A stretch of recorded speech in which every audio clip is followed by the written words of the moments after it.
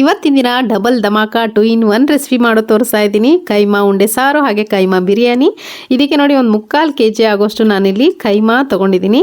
ಇವಾಗ ಮೊದಲಿಗೆ ಕೈಮಾ ಉಂಡೆ ಸಾರು ಹೇಗೆ ಮಾಡೋದು ಅಂತ ನೋಡೋಣ ಬನ್ನಿ.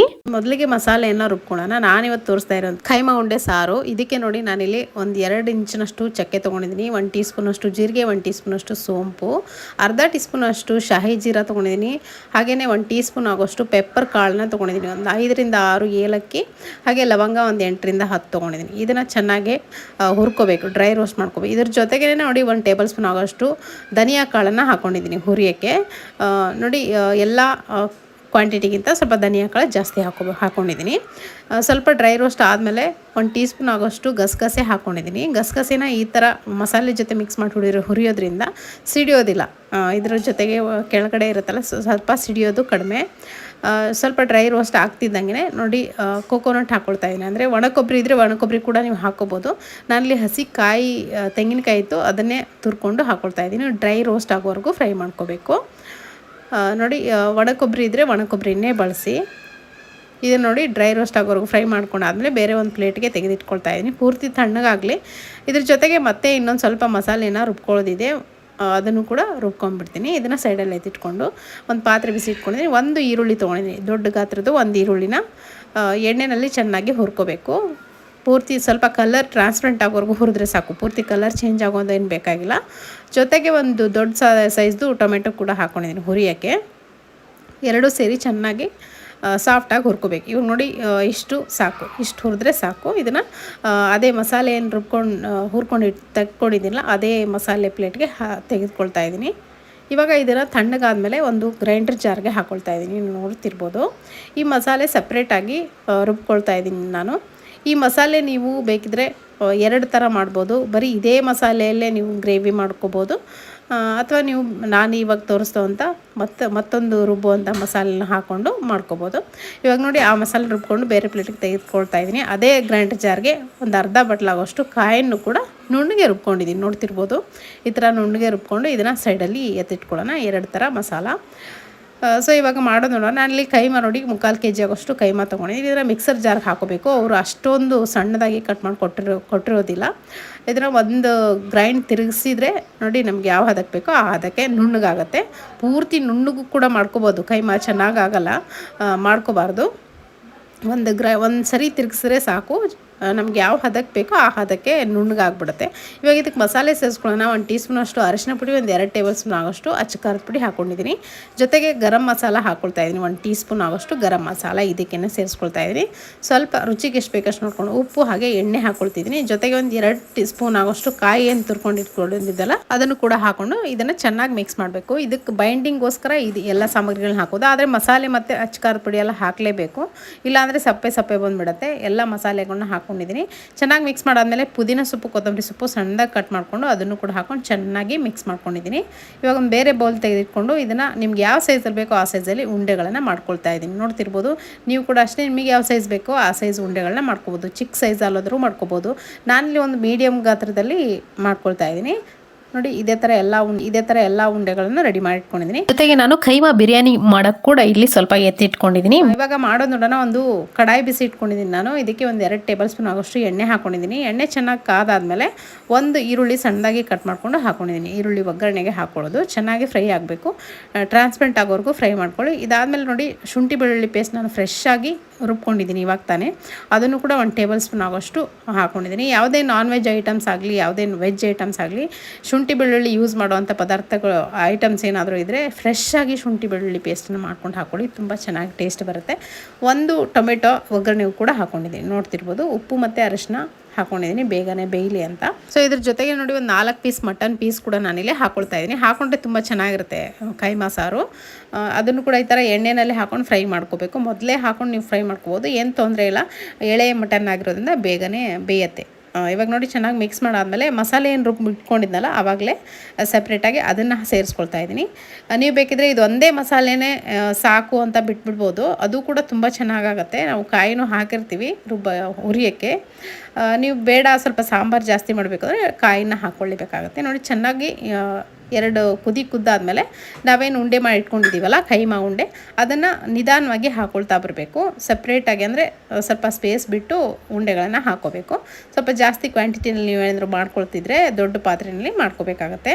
ನೋಡಿ ಈ ಥರ ಗ್ರೇವಿನಲ್ಲೇ ಹಾಕ್ಕೊಳ್ಳಿ. ಡೈರೆಕ್ಟಾಗಿ ಎಣ್ಣೆಲಿ ಹಾಕ್ಕೊಂಡ್ರೆ ತಳ ಹಿಡಿದು ಬಿಡುತ್ತೆ. ಮುಚ್ಚಿ ಒಂದು 10 ನಿಮಿಷ ಬಿಟ್ಟಿದ್ದೆ ಲೋ ಫ್ಲೇಮ್ನಲ್ಲಿ. ನೋಡಿ ಎಷ್ಟು ಚೆನ್ನಾಗಿ ಬೆಂದ್ಕೊಂಡು ಮೇಲೆ ಬರ್ತಾಯಿದೆ ಅಂತ. ತುಂಬ ಚೆನ್ನಾಗಿ ಬೇಯುತ್ತೆ. ಸ್ವಲ್ಪನೂ ಉಂಡೆಗಳು ಒಡ್ಕೊಳ್ಳಲ್ಲ. ನೀವು ನೋಡ್ತಿರ್ಬೋದು, ಒಂದೇ ಒಂದು ಉಂಡೆ ಕೂಡ ಒಡೆದಿಲ್ಲ. ಅಷ್ಟು ಚೆನ್ನಾಗಿ ಬೈಂಡಿಂಗ್ ಆಗುತ್ತೆ. ಕೆಲವೊಬ್ಬರು ಉಂಡೆಗಳು ಒಡೆಯುತ್ತೆ ಅಂತಾರೆ. ಈ ಥರ ಮಾಡಿ ನೋಡಿ, ಒಂದು ಚೂರು ಉಂಡೆಗಳು ಒಡೆಯಲ್ಲ. ನನಗೆ ಅಚ್ಕಾರದ ಪುಡಿ ಹಾಕ್ಕೊಳ್ತಾ ಇದ್ದೀನಿ, ಖಾರಕ್ಕೋಸ್ಕರ ಕಡಿಮೆ ಅಂತ ಅನ್ನಿಸ್ತು.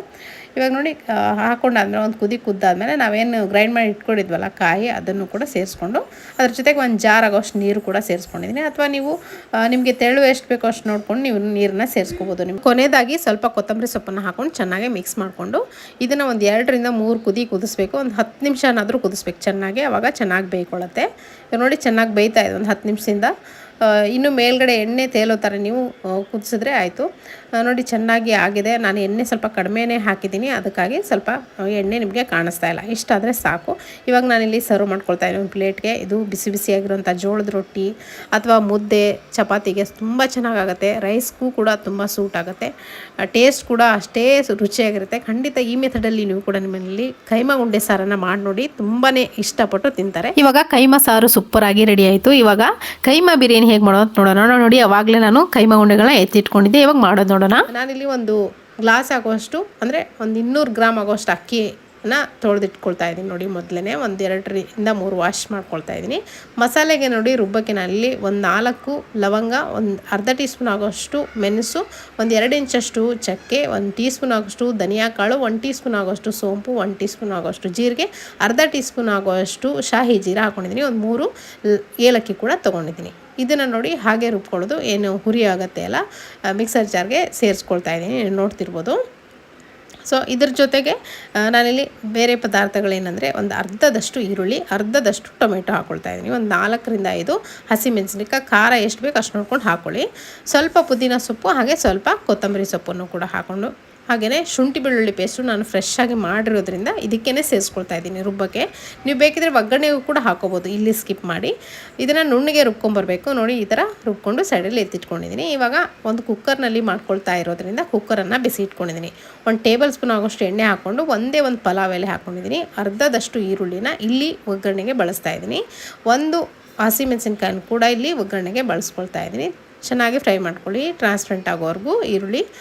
ಸ್ವಲ್ಪ ಹೊತ್ತು ಫ್ರೈ ಮಾಡ್ಕೊಂಡು ಆದಮೇಲೆ ಟೊಮೆಟೊ ಹಾಕ್ಕೊಳ್ತಾ ಇದ್ದೀನಿ. ಒಂದು ದೊಡ್ಡ ಗಾತ್ರದ ಟೊಮೆಟೊ ಕೂಡ ನಾನಿಲ್ಲಿ ಒಗ್ಗರಣೆಗೆ ಹಾಕ್ಕೊಳ್ತಾ ಇದ್ದೀನಿ. ಸ್ವಲ್ಪ ಅರಿಶಿನ ಪುಡಿ ಹಾಗೆ ಉಪ್ಪು ಹಾಕ್ಕೊಂಡು ಚೆನ್ನಾಗಿ ಫ್ರೈ ಮಾಡಿಕೊಂಡ್ರೆ ಬೇಗನೆ ಫ್ರೈ ಆಗುತ್ತೆ. ಸೊ ಇವಾಗ ಸ್ವಲ್ಪ ಹೊತ್ತು ಫ್ರೈ ಮಾಡ್ಕೋಬೇಕು. ಟೊಮೆಟೊ ಎಲ್ಲ ಸಾಫ್ಟ್ ಆಗೋವರೆಗೂ ಸ್ವಲ್ಪ ಹೊತ್ತು ಫ್ರೈ ಮಾಡ್ಕೊಳ್ಳಿ. ಒಂದು 5ರಿಂದ 8 ನಿಮಿಷ ಇದನ್ನು ಫ್ರೈ ಮಾಡ್ಕೋಬೇಕು. ಹೈ ಫ್ಲೇಮಲ್ಲಿ ಇಟ್ಕೊಂಡು ಫ್ರೈ ಮಾಡ್ಕೊಂಡ್ರೆ ಬೇಗನೆ ಫ್ರೈ ಆಗುತ್ತೆ. ಇವಾಗ ಇದ್ರ ಜೊತೆಗೆ ನಾನು ಅಲ್ಲಿ ರುಬ್ಬಿಟ್ಕೊಳ್ಳೋಂಥ ಮಸಾಲೆ ಏನಿರುತ್ತಲ್ಲ ಅದನ್ನು ಕೂಡ ಸೇರಿಸ್ಕೊಳ್ತಾ ಇದ್ದೀನಿ. ಈ ಟೈಮಲ್ಲಿ ಹಸಿ ಮಸಾಲೆ ರುಬ್ಬಿರೋದ್ರಿಂದ ಈ ಟೈಮಲ್ಲಿ ಹಾಕ್ಕೊಂಡು ಚೆನ್ನಾಗಿ ಫ್ರೈ ಮಾಡ್ಕೋಬೇಕು. ಎಣ್ಣೆ ಬಿಡೋವರೆಗೂ ಇದನ್ನು ಮಸಾಲೆ ಎಲ್ಲ ಫ್ರೈ ಮಾಡ್ಕೋಬೇಕು. ನೋಡ್ತಿರ್ಬೋದು, ಹಸಿ ವಾಸನೆ ಎಲ್ಲ ಹೋಗೋವರೆಗೂ ಫ್ರೈ ಮಾಡ್ಕೋಬೇಕು. ಇದನ್ನು ಅಷ್ಟೇ ಒಂದು 5ರಿಂದ 8 ನಿಮಿಷ ನೀವು ಚೆನ್ನಾಗಿ ಫ್ರೈ ಮಾಡ್ಕೊಳ್ಳಿ. ಇದಾದಮೇಲೆ ನೋಡಿ ಸ್ವಲ್ಪ ಪುದೀನ ಸೊಪ್ಪು ಇದಕ್ಕೂ ಕೂಡ ಹಾಕ್ಕೊಳ್ತಾ ಇದ್ದೀನಿ ಒಗ್ಗರಣೆಗೂ. ಹಾಗೆಯೇ ಕಸೂರಿ ಮೇಥಿ ಒಂದು ಅರ್ಧ ಟೀ ಸ್ಪೂನ್ ಆಗೋಷ್ಟು ಹಾಕ್ಕೊಂಡಿದ್ದೀನಿ. ಒಳ್ಳೆ ಫ್ಲೇವರ್ ಕೊಡುತ್ತೆ ಕಸೂರಿ ಮೇಥಿ ಹಾಕೋದ್ರಿಂದ. ಈ ಟೈಮಲ್ಲಿ ತುಂಬ ಚೆನ್ನಾಗಿರುತ್ತೆ ಟೇಸ್ಟು. ಖಂಡಿತ ಟ್ರೈ ಮಾಡಿ ನೋಡಿ. ಯಾರ್ಯಾರು ಕೈಮಾ ಬಿರಿಯಾನಿ ಮಾಡಿಲ್ಲ ಖಂಡಿತ ಈ ವಿಡಿಯೋನ ಕೊನೆವರೆಗೂ ನೋಡಿ, ನೀವು ಕೂಡ ನಿಮ್ಮಲ್ಲಿ ಮಾಡ್ಕೊಳ್ಳಿ. ಇವಾಗ ಈ ಟೈಮಲ್ಲಿ ನೋಡಿ ಕೈಮಾ ಉಂಡೆ ಮಾಡ್ಕೊಂಡು ಇಟ್ಕೊಂಡಿದ್ದಲ್ಲ, ಇದನ್ನು ಉಂಡೆಗಳನ್ನ ಹಾಕ್ಕೊಳ್ತಾ ಇದ್ದೀನಿ. ಒಂದೊಂದೇ ಉಂಡೆಗಳನ್ನ ಹಾಕ್ಕೊಳ್ತಾ ಇದ್ದೀನಿ. ಹಾಕ್ಕೊಂಡು ನೋಡಿ ಕೈ ಆಡಿಸ್ಬಾರ್ದು. ಹಾಕಿದ ತಕ್ಷಣ ಹಾಕುವಷ್ಟರಲ್ಲಿ ಅರ್ಧ ಬೆಂದೋಗಿರುತ್ತೆ. ನೋಡಿ ಹಾಕುವಷ್ಟರಲ್ಲಿ ಅರ್ಧ ಬೆಂದೋಗಿತ್ತು. ಇವಾಗ ಸ್ಪೂನಿಂದ ನೋಡಿ ಲೈಟ್ ಹ್ಯಾಂಡಲ್ಲಿ ಮಿಕ್ಸ್ ಮಾಡ್ಕೊಳ್ತಾ ಈವನ್ನಾಗಿ ಸ್ಪ್ರೆಡ್ ಮಾಡ್ಕೊಂಬಿಡಿ. ನೆಕ್ಸ್ಟು ತಿರುಗಿಸ್ತಾ ಚೆನ್ನಾಗಿ ಸ್ಪ್ರೆಡ್ ಮಾಡಿಕೊಂಡ್ರೆ ಆಯಿತು. ಇವಾಗ ನೋಡಿ ಅರ್ಧದಷ್ಟು ಬೆಂದೇ ಹೋಗಿದೆ. ಇವಾಗ ಇದಕ್ಕೆ ಒಂದು ಅರ್ಧ ಗ್ಲಾಸ್ ಆಗೋಷ್ಟು ಜಸ್ಟ್ ನೀರು ಹಾಕ್ಕೊಳ್ತಾ ಇದ್ದೀನಿ. ನೀರು ಹಾಕ್ಕೊಂಡು ಹೈ ಫ್ಲೇಮ್ ಇಟ್ಕೊಂಡು ಚೆನ್ನಾಗಿ ಕುದಿಸ್ಕೊಳ್ಳಿ. ಅವಾಗ ಬೇಗ ಬೆಂದ್ಬಿಡುತ್ತೆ. ಅಂದರೆ ಕೈಮಾ ಉಂಡೆ ಏನಿದೆ ಬೇಗನೆ ಬೆಂದ್ಬಿಡುತ್ತೆ. ಜಾಸ್ತಿ ಸಮಯನೇ ತೊಗೊಳ್ಳಲ್ಲ ಕೈಮಾ ಉಂಡೆ ಬೇಯೋಕ್ಕೆ. ನೋಡಿ ಎಷ್ಟು ಚೆನ್ನಾಗಿ ಕುದೀತಾ ಇದೆ ಅಂತ. ಒಂದು ಚೂರು ಉಂಡೆಗಳು ಒಡ್ಕೊಳ್ತಾ ಇಲ್ಲ, ನೀವು ನೋಡ್ತಿರ್ಬೋದು ಇಲ್ಲಿ. ಚೆನ್ನಾಗಿ ಮಿಕ್ಸ್ ಮಾಡ್ಕೊಳ್ತಾ ಫ್ರೈ ಮಾಡ್ಕೊಳ್ಳಿ. ಇವಾಗ ನೋಡಿ ಗಟ್ಟಿ ಆಯಿತು ಉಂಡೆ, ಅಂದರೆ ಚೆನ್ನಾಗಿ ಬೆಂದೋಯ್ತು. ಇಷ್ಟಾದರೆ ಸಾಕು, ಎಣ್ಣೆನೂ ಬಿಟ್ಕೊಂಡಿದೆ. ಈ ಟೈಮಲ್ಲಿ ನಾನಿಲ್ಲಿ ಇದಕ್ಕೆ ನೀರನ್ನು ಸೇರಿಸ್ಕೊಳ್ತೀನಿ. ನಮಗೆ ಎಷ್ಟು ಬೇಕು, ನಾನಿಲ್ಲಿ 1 ಗ್ಲಾಸ್ ಆಗೋಷ್ಟು ಅಂದರೆ ಒಂದು 200 ಗ್ರಾಮ್ ಆಗೋಷ್ಟು ನಾನಿಲ್ಲಿ ಅಕ್ಕಿಯನ್ನು ನೆನೆಸಿಟ್ಕೊಂಡಿದ್ದೀನಿ ತೊಳೆದು. ಅದಕ್ಕೆ ಸಮನಾಗಿ ನೀರನ್ನು ಸೇರಿಸ್ಕೊಳ್ತೀನಿ. ಒಂದು ಗ್ಲಾಸ್ ಆದರೆ ಒಂದು 2 ಗ್ಲಾಸ್ ಆಗೋಷ್ಟು ನೀರನ್ನು ಸೇರಿಸ್ಕೊಂಡಿದ್ದೀನಿ. ಹಾಗೆಯೇ ಉಪ್ಪು ರುಚಿಗೆ ಎಷ್ಟು ಬೇಕಷ್ಟು ನೋಡ್ಕೊಂಡು ಹಾಕ್ಕೊಂಡಿದ್ದೀನಿ. ಜೊತೆಗೆ ಅಕ್ಕಿನೂ ಕೂಡ ಹಾಕ್ಕೊಂಡು ಮಿಕ್ಸ್ ಮಾಡಿದರೆ ಆಯಿತು. ಇನ್ನೇನು ಒಂದು ಕುದಿ ಬರ್ತಾ ಇದೆ ಅನ್ನೋ ಟೈಮ್ನಲ್ಲಿ ಲಿಡ್ಡನ್ನ ಕ್ಲೋಸ್ ಮಾಡ್ಬೋದು. ನೋಡಿ ಚೆನ್ನಾಗಿ ಈ ಥರ ಒಂದು ಸರಿ ಮಿಕ್ಸ್ ಮಾಡ್ಕೊಳ್ಳಿ. ಯಾಕಂದರೆ ಮಸಾಲೆ ಏನು ನಾವು ಹಾಕಿದ್ದೀವಿ ಚೆನ್ನಾಗಿ ಅಕ್ಕಿ ಜೊತೆ ಬೆರಿಬೇಕು. ಇವಾಗ ನಾನು ಕುಕ್ಕರ್ ಲಿಡ್ಡನ್ನು ಕ್ಲೋಸ್ ಮಾಡ್ಕೊಳ್ತಾ ಇದ್ದೀನಿ. ಕ್ಲೋಸ್ ಮಾಡಿಕೊಂಡು ಮೀಡಿಯಮ್ ಹೈ ಫ್ಲೇಮ್ ಇಟ್ಕೊಂಡು ಒಂದೇ ಒಂದು ಕೂಗಿಸ್ಕೊಳ್ಳಿ, ಅಥವಾ ನಿಮಗೆ ಸಾಫ್ಟಾಗಿ ಬೇಕಾದರೆ 2 ಕೂಗಿಸ್ಕೊಳ್ಳಿ ಹೈ ಫ್ಲೇಮ್ ಇಟ್ಕೊಂಡು. ಇವಾಗ ನೋಡಿ ಕುಕ್ಕರ್ ವಿಜಲ್ ಕೂಗಾಗಿದೆ. ನಾನಿಲ್ಲಿ ತೆಗೆದು ನೋಡ್ತಾ ಇದ್ದೀನಿ. ನೋಡ್ತಿರ್ಬೋದು ಯಾವ ರೀತಿ ಅಂದರೆ ಮನೆಯೆಲ್ಲ ಘಮ ಘಮ ಅಂತ ಇದೆ. ಕೈಮಾ ಉಂಡೆ ಬಿರಿಯಾನಿ ತುಂಬ ಟೇಸ್ಟಿಯಾಗಿತ್ತು. ಒಂಥರ ಡಿಫ್ರೆಂಟಾಗಿರುವಂಥ ಬಿರಿಯಾನಿ ನಮ್ಮ ಮನೇಲಿ ಎಲ್ರಿಗೂ ಇಷ್ಟ ಆಯಿತು. ಖಂಡಿತ ನೀವು ಕೂಡ ನಿಮ್ಮ ಮನೇಲಿ ಮಾಡಿ ನೋಡಿ, ತುಂಬ ಇಷ್ಟ ಆಗುತ್ತೆ ಪ್ರತಿಯೊಬ್ಬರಿಗೂ. ಸೊ ಇವತ್ತಿನ ಈ ರೆಸಿಪಿ ನಿಮಗೆ ಇಷ್ಟ ಆಗಿದೆ ಅಂದ್ಕೊಳ್ತೀನಿ. ಇಷ್ಟ ಆಗಿರೋ ಒಂದು ಲೈಕ್ ಮಾಡಿ. ಮತ್ತೆ ಸಿಗ್ತೀನಿ ಮತ್ತೊಂದು ರೆಸಿಪಿಯೊಂದಿಗೆ. Thank you.